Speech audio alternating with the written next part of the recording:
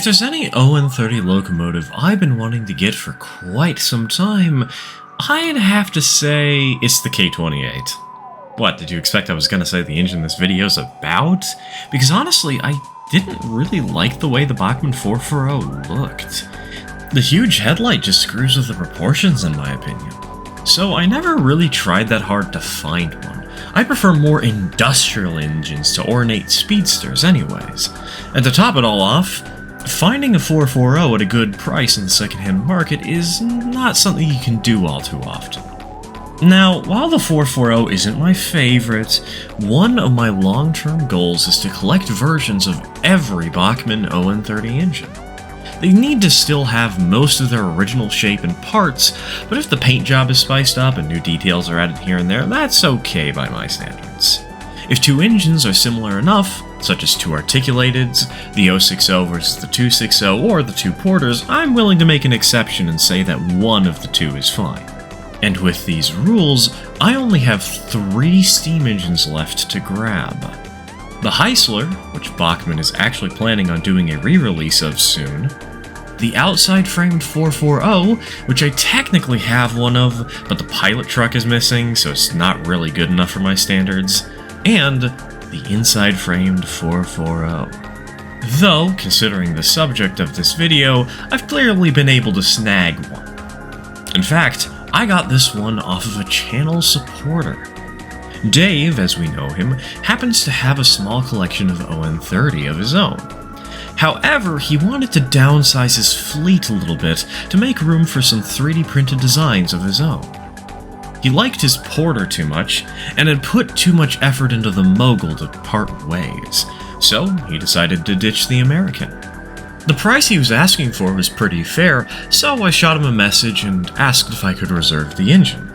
It took me a week or two to get the funds for it, but we sorted things out and I'm now one step closer to completing my collection.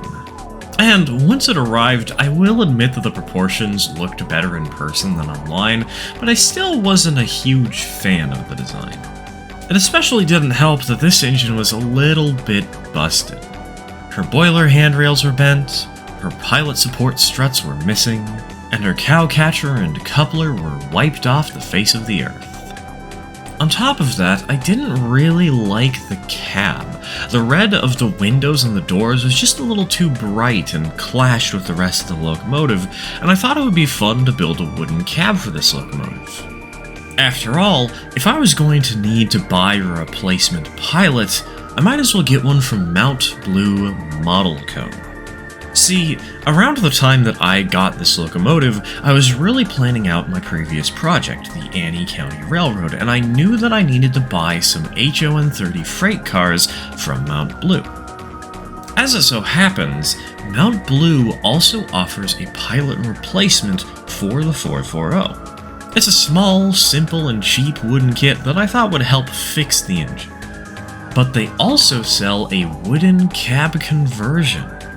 Well, I'm already buying the pilot, and I've got my complaints about the cab, so why not throw another thing or two into my order?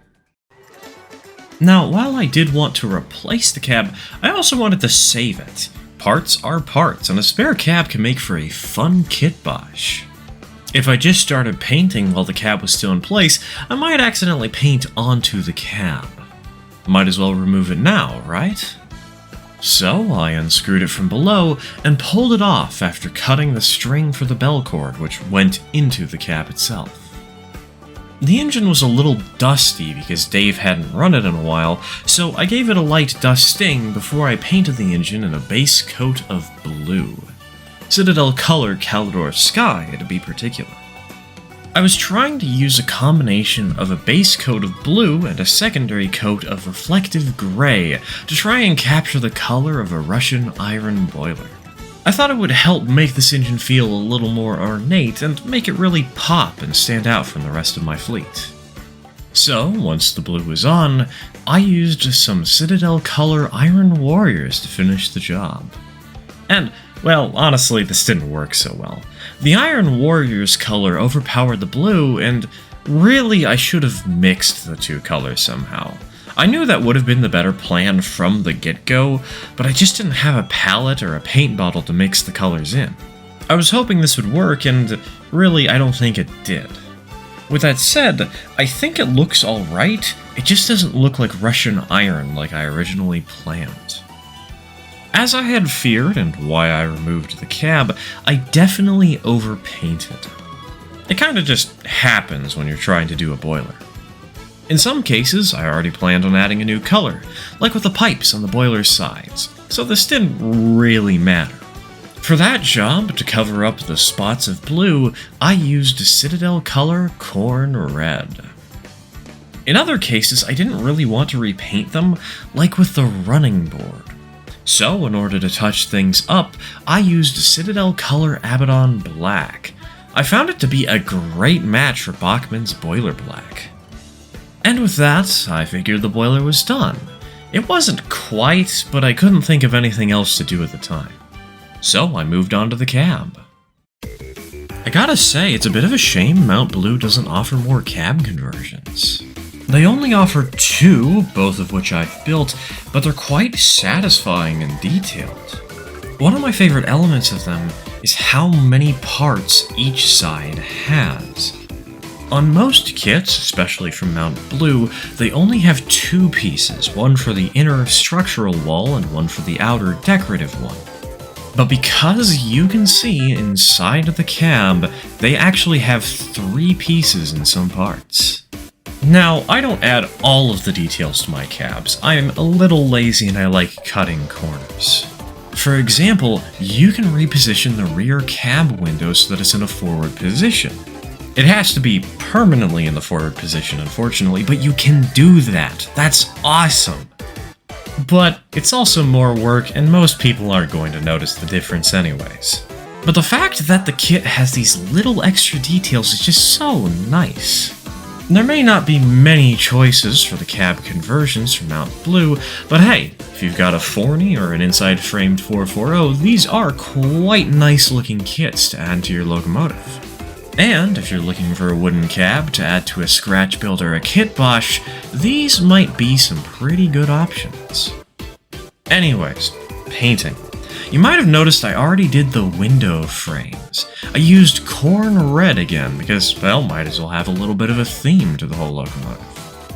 For the wood panels below the cab windows, I used Ceramcoat Maple Wood Stain to highlight the wooden texture. On the rest of the cab, I used some Citadel Color Catechin Flesh. On the interior, I used a Citadel Color... I'm saying Citadel Color a lot. For the rest of this video, if I don't specify the brand of paint, assume it's Citadel Color. Anyways, I used Caliban Green as a nice representation of what most cab interiors looked like. Plus, I heard it made for a nice look-alike to Pullman Green, and I wanted to test that somewhere. Once all the walls had been painted, I glued them all together to assemble the cab. I also added some roof braces, which I'd painted off camera, and then glued on the roof itself. As the glue for the roof dried, I killed 2 birds off camera.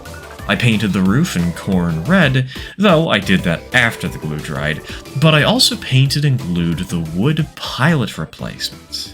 There's not too much to say here. The pilot design was pretty intuitive, and I just painted it in Catechin Flesh like the cab. The cab doors were also pretty straightforward. I don't know why I didn't add them earlier, but all it took was some glue and a little paint. Oh wait, I remember why now. The windows. I've never been great at adding the clear plastic windows to most kits that I build. The canopy glue that I use spreads like butter. The slightest of movement while putting on a window can cause some pretty notable stains. Keeping the doors off for a little bit meant that I could separately apply the windows to them, allowing me to have more wiggle room in the cab itself. Now, should I have put the windows on while I was building the walls? Probably. But that's not what I did, so here we are. I actually think the windows in this case turned out pretty good. I added the canopy glue on the cab itself, and then gently pushed on the windows, trying to keep them from moving around laterally as they were put in place. It took some patience to add the windows to both the cab and the doors, but it wasn't nearly as bad as it was on previous projects. And for a finishing touch, I painted some windowsills in Citadel color Retributor armor. I figured since the engine had gold trim in various spots, it made sense to add just a little to the cab. It helps add a feeling of continuity to the theme of the locomotive. And with that, the engine was, well, not quite done actually. I did a few things off camera. Most notably, the boiler bands, which I repainted in the same gold that I used on the cab. I didn't do this because I wanted the colors to match. I did this because the original colors of the boiler bands didn't really have enough contrast with the boiler itself. The shiny Iron Warriors kinda blended together with the original gold, so it didn't really look all that good. Though, once I had painted the gold on, I realized I could add it to a lot of other places. The smokestack cap, the boiler railings, the bell, the whistle, you name it. That was something I did to add more of the same color to more of the engine. And eventually, well, okay, this isn't gold. This is more red. I felt it was fitting for the pistons, and since I was adding more touch-ups to the locomotive, I decided to slap some on. But, back to the gold. The most interesting place that I put it was the wheels. This engine is supposed to be a quote-unquote classy speedster, right? Well, we can really evoke that feeling by adding some gold to the spokes of the pilot truck and the drivers. This change made the engine really pop, but I thought I could go a step further and add some more color to it. So, I added some red around the center of the wheel, some silver to the center itself, and a little bit of silver to the counterweights. And I gotta say, I love how that turned out. In fact, I loved it so much that on my next locomotive project, my G-Scale 040, I tried to capture the same effect on its drivers. There's just something so entrancing about it. I don't know. And with that, we're still not done. There's one last thing I want to do, and a couple of details that I kinda skipped on doing that I might as well point out. First of all, the pilot support struts don't exist. I should probably add just a little bit of wire to them sometime, but I just haven't bothered at this point. I'll get around to it eventually.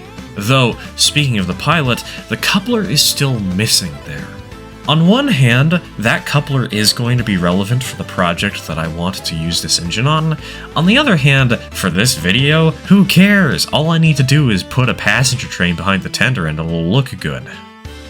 But there's one thing I do want to do, and that is add digital command control and sound to this engine. And I've got bad news. See, a while back, I actually scratch-built my own engine. And for that locomotive, I got a DCC and sound decoder. Unfortunately, the engine had a wiring issue that we still haven't figured out yet, and the decoder didn't work. Now, that's no fault of the decoder. We've actually tested it in other engines and the thing runs smooth. So I have a sound decoder that I can easily put in this engine. The problem is, I don't have a speaker. And that's not because I'm lazy, it's not for a lack of trying. I had a speaker set aside for this project in particular. But we found that once we actually wired in the speaker, the engine stopped working. The decoder started shorting out, and recognizing that it was shorting out, immediately stopped functioning so that it wouldn't damage itself. And as soon as I removed the wires to the speaker, the engine started running again. So, for these last few shots, excuse the fact that they're silent. But, with that, I think we can put this project to rest for now. The engine runs, and I'd say she looks pretty good. And you know, working on something makes you appreciate it a lot more. I still think the engine's proportions are awkward, but I don't think it looks bad. It's just an acquired taste. One that I'm still getting used to. But hey, that's another locomotive down, and a pretty one at that. Let's work on getting her a good home soon. For now, though, That's all. Thanks for watching. Cheers, folks.